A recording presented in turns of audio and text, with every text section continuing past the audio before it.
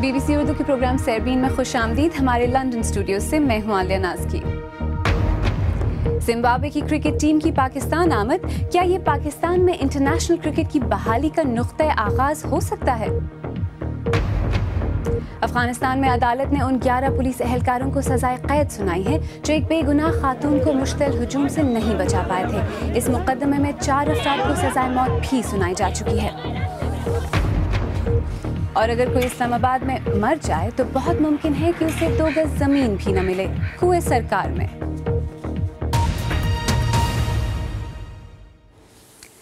6 برس کے وقفے کے بعد پہلی بار ایک غیر ملکی کرکٹ ٹیم پاکستان آئی ہے. سن 2009 میں لاہور میں سری لنکا کی ٹیم پر شدت پسندوں کے حملے کے بعد غیر ملکی ٹیموں نے سیکیورٹی خدشات کی بنا پر پاکستان آنا بند کر دیا تھا. زمبابوے کی ٹیم اس دورے میں 3 ایک روزہ اور 2 T20 میچ کھیلے گی. تمام کے تمام میچ صرف قذافی اسٹیڈیم میں کھیلے جائیں گے. پاکستانی حکام نے اس دورے کے لیے غیر معمولی حفاظتی اقدامات کیے ہیں. تمام میچوں کے ٹکٹ کئی روز پہلے ہی بک چکے ہیں. لاہور سے شمائلہ جعفری کی رپورٹ. لاہور کے قذافی اسٹیڈیم کو خاص اہتمام سے تیار کیا جا رہا ہے. یہ تیاری پاکستان زمبابوے کرکٹ سیریز کے لیے ہے. قذافی اسٹیڈیم میں سینکڑوں انٹرنیشنل ایونٹس ہو چکے ہیں، تاہم اس مرتبہ 6 سال کے وقفے کے بعد ایک غیر ملکی ٹیم اس گراؤنڈ میں قدم اتار رہی ہے. یہی احساس اسٹیڈیم کے عملے کو غیر معمولی طور پر متحرک کیے ہوئے ہے. اس واقعے کے بعد لوگوں کا جوش جذبہ آپ دیکھیں، 72 گھنٹے رہتے ہیں ابھی میچ ہونے میں T20 میں. میں نے انشاءاللہ تعالیٰ وہ میچ گراؤنڈ میں کھڑے ہو کے کرنا ہے، لیکن ٹکٹس اویلیبل نہیں ہیں، ایکسپینسو ٹکٹ اویلیبل نہیں. زمبابوے کی ٹیم رات لاہور پہنچی. آج کا دن آرام کا تھا، تاہم ٹیم نے اسٹیڈیم کا دورہ کیا اور ایک پریس کانفرنس میں پاکستان آمد پر اپنے تاثرات اور جذبات بیان کیے. اس قدر سیکیورٹی ہمارے لیے نئی بات ہے، لیکن ہم پریشان نہیں ہیں. ہمیں معلوم ہے کہ سب انتظامات ہماری حفاظت کے لیے کیے جا رہے ہیں. اہم بات یہ ہے کہ ہم کیسے کھیل کا مظاہرہ کرتے ہیں. 6 برس پہلے بالکل اسی جگہ پر سری لنکن ٹیم کو اس وقت نشانہ بنایا گیا تھا جبکہ وہ قذافی اسٹیڈیم کے بیرونی گیٹ سے محض 150 میٹر کے فاصلے پر تھی. اس مرتبہ اس روٹ کو بھی خاص طور پر سیکیور کیا گیا ہے اور یہاں پر بھی پولیس کے جوان تعینات ہیں. اسٹیڈیم کے باہر کا منظر بالکل مختلف ہے. یہ کھیل کے میدان سے زیادہ کسی جنگ کا میدان لگ رہا ہے. چاروں طرف سینکڑوں اہلکار، CCTV کیمرے اور مسلسل فضائی نگرانی. میچز کے لیے ٹکٹوں کی فروخت کا سلسلہ بھی جاری ہے اور توقع کی جا رہی ہے کہ اتوار کے روز ہونے والے دوسرے T20 میچ میں شائقین بڑی تعداد میں شرکت کریں گے. شائقین کا جذبہ اور تمام انتظامات اپنی جگہ. دیکھنا یہ ہے کہ کیا اس سیریز کا کامیاب انعقاد ICC اور دوسری بڑی غیر ملکی ٹیموں کا اعتماد بحال کر سکے گا یا نہیں. Shumaila Jafri, BBC news, Lahore. کیا زمبابوے کا دورہ پاکستان ملک میں بین الاقوامی کرکٹ کی بحالی ہے یا اس جانب پہلا قدم؟ اسی موضوع پر بات کرنے کے لیے ہمارے کراچی اسٹوڈیو سے اس وقت براہ راست موجود ہیں پاکستان کرکٹ بورڈ کے سابق سربراہ عارف علی عباسی. عباسی صاحب، سیربین میں خوش آمدید. کیا اس دورے کو پاکستان میں انٹرنیشنل کرکٹ کی بحالی کہا جا سکتا ہے؟ یہ اس کے اوپر بہت بڑا کوشچن مارک ہے. بحالی تو ہے، مگر یہ بالکل صحیح بات ہے اور اس کے ساتھ ساتھ یہ بھی ہے کہ کمینڈیبل چیز ہے کہ یہ نے اس ٹیم کو بلا لیا ہے. مگر اس کے بلانے سے کیا ہوگا یہ تو ادارہ نجوم میں جانا پڑے گا. میں سمجھتا ہوں کہ یہ 2-3 چیزیں ہیں جو میرے سمجھ سے باہر ہیں. ایک تو یہ ہے کہ سارے میچز لاہور میں کیوں ہو رہے ہیں. یہ تو یہ ہوا ہے کہ ہم نے انگلینڈ کا ٹور کر لیا مگر لارڈس پہ نہیں کھیلے. دوسرا ہے کہ آپ ICC جو ہے وہ سارے ٹورز کے پروگرام کو امپلیمنٹ کرتی ہے اور انہی کو وہ انتظامات بھی اس کے کرتی ہے اور اپوائنٹ بھی کرتی ہے. تو یہ ان کی ڈیوٹی بنتی ہے کہ ریفریز اور امپائرز کو یہ بھیجیں. انہوں نے کچھ نہیں کیا ٹو انکریج پاکستان. جی، آپ نے ICC کا ذکر کیا. جی بالکل، آپ نے ICC کا ذکر کیا. زمبابوے کی ٹیم تو آ گئی لیکن جیسا آپ نے کہا ICC نے اپنے آفیشلز نہیں بھیجے. اس سے اس دورے پر کتنا فرق پڑا ہوگا یا کتنا فرق پڑ سکتا ہے؟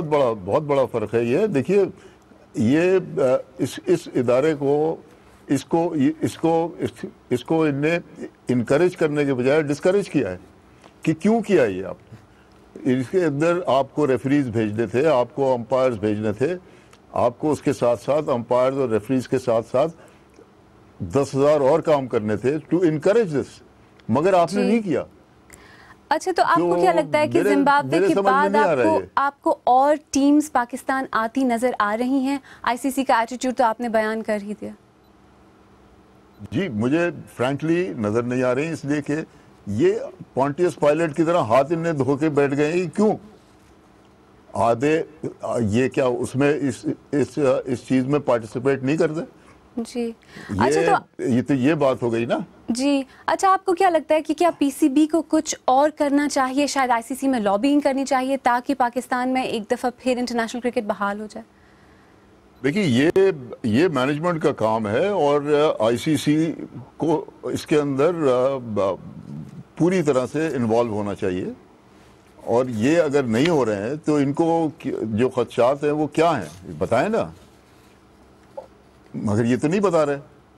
مانا میں نے کہ نیوزی لینڈ کو پاکستان نے واپس بھیجا تھا, مگر اب تو وہ واٹر انڈر دا برج ہو گیا نا. یہ تو اب کی بات کریں نا, اب ان کو پارٹیسپیٹ کرنا چاہیے. مجھے بڑا ڈاؤٹ ہو رہا ہے انٹیگریٹی پہ آئی سی سی کے. کراچی سے عارف علی عباسی صاحب ہم سے بات کرنے کا بہت بہت شکریہ. اسی بارے میں ہم نے ٹویٹر پر ایکٹیو پاکستانی صحافیوں کی بھی رائے لی.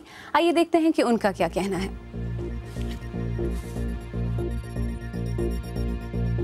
ٹیم کا پاکستان آنا بہت خوش آئند ڈیولپمنٹ ہے, اور اس سے ہوپ کیا جا سکتا ہے کہ اب اس کے اگر یہ ٹور سکسیسفل ہوا تو اس کے بعد اور بھی ٹیم شاید پاکستان آئیں, اور اس کو پاکستان اور پاکستان کرکٹ کی سخت ضرورت ہے.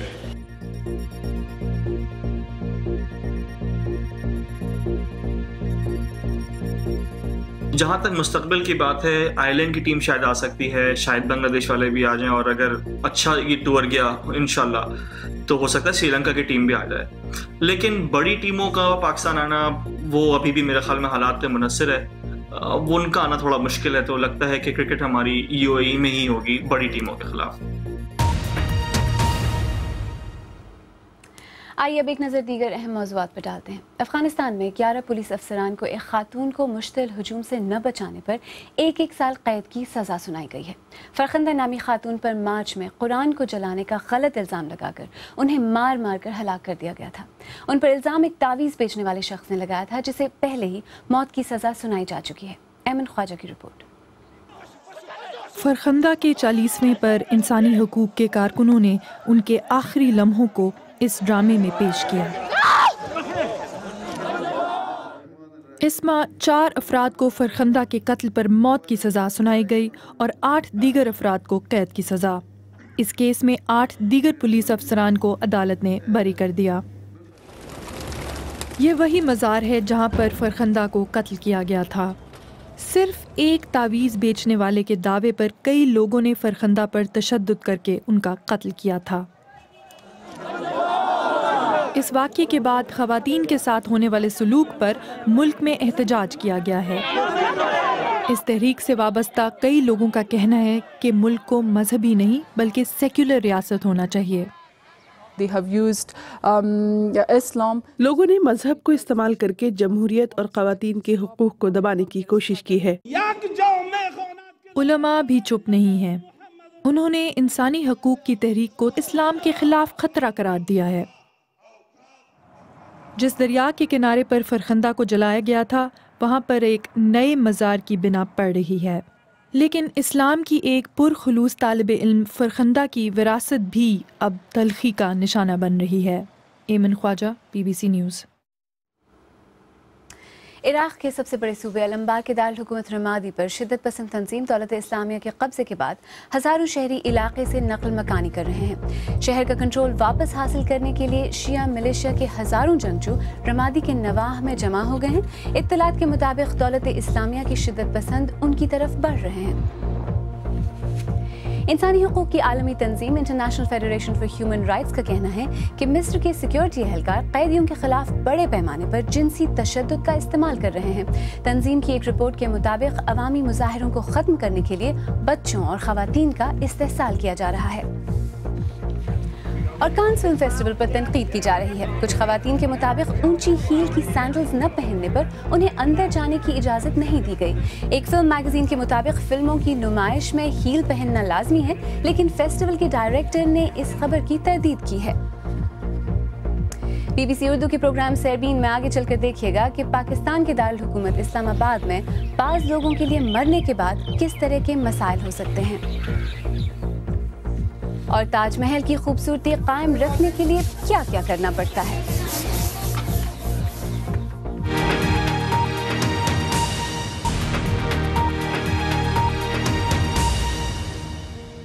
BBC اردو کے پروگرام سیربین میں ایک بار پھر خوش آمدید۔ میں ہوں عالیہ ناز کی۔ پاکستان کے دارالحکومت اسلام آباد میں شاید کرائے پر مکان لینا اتنا مشکل نہیں جتنا کہ قبر کے لیے 2 گز زمین کا حصول۔ دارالحکومت کے سرکاری قبرستانوں میں دفن ہونے کے لیے جگہ تبھی ملتی ہے جب مرنے والے کے شناختی کارڈ پر اسلام آباد کا پتہ درج ہو۔ اس کی وجہ سے ملک کے دوسرے علاقوں سے ملازمت یا کسی اور وجہ سے آنے والے غیر مقامی افراد کو اپنے عزیزوں کی تدفین میں پریشانی کا سامنا کرنا پڑتا ہے۔ اسلام آباد سے احمد رضا کی رپورٹ۔ اسلام آباد کے رہائشی کامران اطہر کو چند ہفتے پہلے اپنے چچا کی موت کے بعد ایک ایسے مسئلے کا سامنا کرنا پڑا جس کا انہوں نے کبھی سوچا بھی نہ تھا، اور وہ تھا قبر کے لیے 2 گز زمین کا حصول۔ ان کے چچا ایک سرکاری بینک کے بڑے افسر تھے اور ان کی طرح چند برس پہلے ہی کوئٹہ سے اسلام آباد منتقل ہوئے تھے۔ جو سرکاری قبرستان ہے H8 کا، اس میں پہلے تو یہ کہا جاتا رہا کہ وہ فل ہو چکا ہے، بعد میں یہ کہا گیا کہ آپ کے شناختی کارڈ پہ کیونکہ کوئٹہ کا ایڈریس ہے، اس لیے یہاں پر جو ہے وہ صرف اسلام آباد والوں کو اجازت دی جاتی ہے دفن ہونے کی۔ تو جو آدمی اسلام آباد کا نہیں ہے یا تو مردہ جلائے اپنا، وہ کیا کرے، کہاں لے کے جائے وہ پھر۔ اسلام آباد جو بہت مہنگا شہر ہے اور ایک عام آدمی کے لیے یہاں کرائے پہ مکان حاصل کرنا بھی ایک بہت مشکل کام ہے، لیکن ان لوگوں کے لیے جن کے شناختی کارڈ پہ اسلام آباد کا پتہ درج نہیں ہے، انہیں اسلام آباد سے بہت دور کسی نہ کسی کی سفارش پہ اپنے مردوں کو اس طرح کے قبرستان میں لا کے دفنانا پڑتا ہے۔ کیپٹل ڈیولپمنٹ اتھارٹی کہتی ہے کہ مسئلہ کچھ اور ہے، جس کی وجہ سے اسے دیکھنا پڑتا ہے کہ دفن ہونے والا کون ہے۔ جو تھوڑی بہت اگر لوگوں سے ہم دستاویز یا ایفیڈیوٹ مانگتے ہیں، وہ اسی وجہ سے مانگتے ہیں کہ یہاں پہ ہمارے پاس جگہ محدود ہے قبرستانوں کی، ہمارے پاس اتنی زیادہ اوپن سپیس نہیں ہے، یہ ڈیولپڈ ایریا کے اندر ہیں یہ قبرستان۔ اگر تو کسی اور مضافاتی علاقے کی طرح یا دیہات کی طرح ہوتا کہ کھلی زمین ہوتی تو پھر تو شاید کوئی بھی آ کے کہیں پہ بھی دفن کر دیتا۔ اسلام آباد کے کئی علاقے نجی ہاؤسنگ سوسائٹیوں نے تعمیر کیے ہیں۔ سیکٹر E11 اس کی بہترین مثال ہے۔ یہ جگہ قبرستان کی تھی، اس میں بھی یہ ارد گرد سارے گھر بن گئے ہیں، لیکن بیشتر سوسائٹیوں میں بھی قبرستان نہیں، نقشوں میں تو تھے، پھر کہاں گئے؟ یہ بغیر CDA کی مرضی کے نہیں ہو سکتا تھا، بغیر سوسائٹی کے آفس بیررز کے نہیں ہو سکتا تھا۔ اس کی بہت شکایتیں بھی ہیں۔ اگر ان سوسائٹیوں میں کوئی فوت ہوتا ہے تو اس کو دفن کرنے کی جگہ نہیں ملتی، وہ 2 گز زمین بہت مہنگی ہے، اور وہ سفارشوں سے یا باقی طریقوں سے لوگ قبریں خریدتے ہیں۔ کتنا ہے بدنصیب ظفر، دفن کے لیے 2 گز زمین بھی نہ ملی کوئے یار میں۔ بہادر شاہ ظفر کا یہ شعر پوری طرح تو اسلام آباد پہ صادق نہیں آتا، مگر اسلام آباد میں غیر مقامی لوگوں کے لیے قبر کی جگہ حاصل کرنا جوئے شیر لانے سے کم نہیں ہے۔ احمد رضا، BBC نیوز، اسلام آباد۔ آئیے اب دیکھتے ہیں کہ ہماری ویب سائٹ bbcurdu.com پر آج کون سی خبروں میں قارئین نے زیادہ دلچسپی لی ہے۔ پاکستان کے سابق صدر جنرل پرویز مشرف پر وسعت اللہ خان کا کالم زیادہ پڑھا گیا، اور لاپتہ پاکستانیوں کی تلاش کے لیے اسرائیل سے رابطے کی خبر بھی بہت پڑھی جا رہی ہے۔ تاج محل کا شمار دنیا کی چند حسین عمارتوں میں کیا جاتا ہے، لیکن گاڑیوں کے دھوئیں، کثافت اور فضائی آلودگی سے تاج محل کا رنگ پیلا پڑتا رہتا ہے۔ اس کی خوبصورتی برقرار رکھنے اور اسے آلودگی سے بچانے کے لیے آگرہ میں بہت سے صنعتی کارخانے بند اور کئی کو وہاں سے دوسری جگہ منتقل کر دیا گیا ہے۔ لیکن کیا ان اقدامات سے تاج محل کو بدرنگ ہونے سے بچایا جا سکے گا؟ ہمارے نامہ نگار شکیل اختر نے آگرہ جا کر یہی جاننے کی کوشش کی۔ انسانی تخلیق کا عظیم شاہکار تاج محل. ہر برس لاکھوں سیاح اسے دیکھنے کے لیے یہاں آتے ہیں، لیکن سنگ مرمر کی بنی ہوئی یہ شاندار عمارت کثافت اور آلودگی سے پیلی پڑ رہی ہے. صفائی کا جو کلیننگ ہے، مڈ پیک ٹریٹمنٹ ہے، یہ ہم لوگ کرتے ہیں تاکہ سفیدی کو اس کی واپس بیچ بیچ میں لوٹا کے لایا جائے. لیکن چونکہ ڈپوزیشن بھی لگاتار ہوتا رہتا ہے کہ اس کی وجہ سے ایک سرے سے کام شروع کرتے ہیں تو دوسرے سرے پہ پھر سے پیلا پن کی شروعات ہونے لگتی ہے. تاج محل کی خوبصورتی برقرار رکھنے کے لیے آگرہ سے فیکٹریوں کو منتقل کیا گیا، جنریٹرز پر پابندی عائد کی گئی، موٹر گاڑیاں ریگولیٹ کی گئیں، اور کچھ دنوں پہلے آگرہ کی مشہور مٹھائی پیٹھا بنانے والی آگ کی بھٹیوں پر بھی پابندی عائد کر دی گئی. ہمارے باپ ہمارے دادا یہی کام کرتے ہوئے چلے ہیں، تیسری پیڑھی ہماری ہے، ہم بھی یہی کام کر رہے ہیں. اور سرکار یہ کہہ رہی ہے کہ کولے بند کرو، لوگ کہہ رہے ہیں صاحب تاج محل کالا ہو رہا ہے. تاج کے پیلے پڑنے کا آخر سبب کیا ہے؟ جس میں ایئر پولوشن کنٹرول لیب ہے، مانیٹرنگ لیبز ہیں، وہاں ہم لوگ ڈیٹا کلیکٹ کر رہے ہیں. تو یہ چیزیں تو ابھر کے آ ہی رہی ہیں کہ جو سسپینڈڈ پارٹیکولیٹ میٹر ہے، دھول کے کण ہیں اور دھوئیں کے کण ہیں، کاربن ڈائی آکسائڈ لیولز ہیں، یہ بہت زیادہ ہیں. کئی ورشوں سے اس کا ڈیٹا کلیکٹ کر رہے ہیں، تو یہ چیزیں تو ہیں. آگرہ کی فضا کو صاف رکھنے کے لیے بہت سے اقدامات کیے گئے، لیکن ماحولیات کے ماہرین کا خیال ہے کہ یہ اقدامات مؤثر نہیں ہیں. سوال میرے دماغ میں آج یہی ہے کہ ہم لوگ کیا جانتے ہیں کہ کیا کام کر رہا ہے، کیا نہیں کام کر رہا ہے، اور جب تک اس کے اوپر پوری طرح سے ادھین نہیں ہوگا تو میں سمجھتی ہوں کہ ہم لوگ لاٹھی مارتے رہیں گے، مگر یہ نہیں پتہ چلے گا کہ کون سی لاٹھی کام کری اور کون سی لاٹھی نہیں کام کری. کثافت اور فضائی آلودگی تاج محل کے لیے ایک خطرہ بنی ہوئی ہے. سنگ مرمر سے بنا ہوا حسین تاج محل برسوں سے اپنی سفیدی کھوتا جا رہا ہے. اس حسین عمارت کو بدرنگ ہونے سے کیسے بچایا جائے، اس کا ابھی تک کوئی حل نہیں نکل سکا ہے. Shakeel Akhtar, BBC news, Agra. اگر آپ چاہیں تو مجھ سے اور ہماری ٹیم کے دیگر ساتھیوں سے ٹویٹر پر بھی رابطہ کر سکتے ہیں. میرا ٹویٹر ہینڈل ہے @عالیہ. اس کے ساتھ ہی سربین اختتام کو پہنچا. پروگرام میں پیش ہونے والے موضوعات پر اگر آپ اپنے خیالات کا اظہار کرنا چاہیں تو فیس بک پر ہمارا صفحہ حاضر ہے. آپ ہمارے ٹویٹر ہینڈل @BBC اردو کے ذریعے بھی ہم سے رابطہ کر سکتے ہیں. کل پھر حاضر ہوں گے، تب تک ہماری ویب سائٹ bbcurdu.com دیکھتے رہیے. عالیہ ناز کی کو اب اجازت دیجیے.